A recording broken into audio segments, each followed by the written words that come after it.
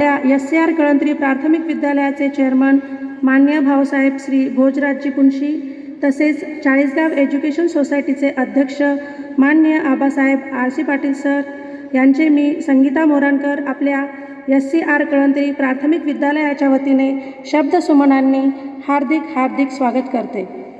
तसेच आजच्या कार्यक्रमासाठी उपस्थित असलेले शाळेचे मुख्याध्यापक दायमा सर, सर्व शिक्षकवृंद, जमलेले सर्व पालक, गाडी चालक व सर्व विद्यार्थी यांचे मी शब्दसुमनांनी हार्दिक स्वागत करते व प्रजासत्ताक दिनानिमित्त सर्वांना हार्दिक शुभेच्छा देऊन आजच्या कार्यक्रमाची सुरुवात करते।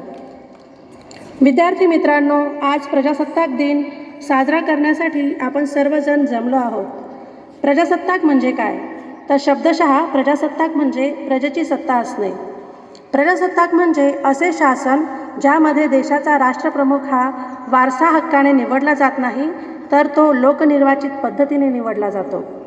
म्हणजेच प्रजासत्ताक देशांमध्ये देशाच्या सर्व शासकीय कार्यालयांवर आणि पदांवर सामान्य नागरिकांचा हक्क असतो। आपल्या भारत देशाला इंग्रजांच्या गुलामगिरीतून 15 ऑगस्ट 1947 रोजी स्वातंत्र्य मिळाले, तरीही आपण ब्रिटिश कॉमनवेल्थचे भाग होतो। तेव्हा आपल्या स्वतंत्र भारताला भारताचे स्वतःचे संविधान नव्हते।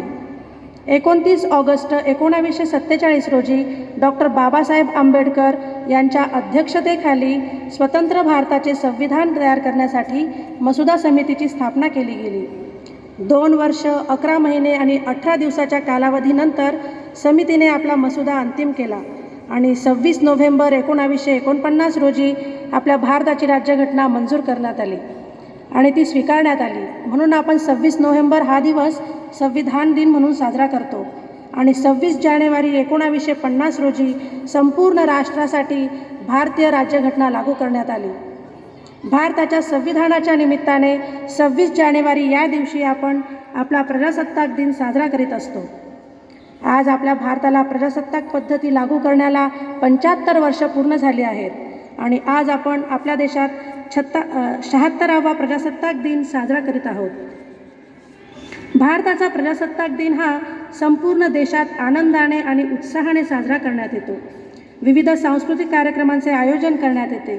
देशभक्तीपर गीत गायन, सर्व शासकीय कार्यालयांमध्ये, शाळांमध्ये, कॉलेजेसमध्ये, मंत्रालयामध्ये ध्वजपूजन आणि ध्वजारोहण करून राष्ट्रध्वजाला मानवंदना केली जाते।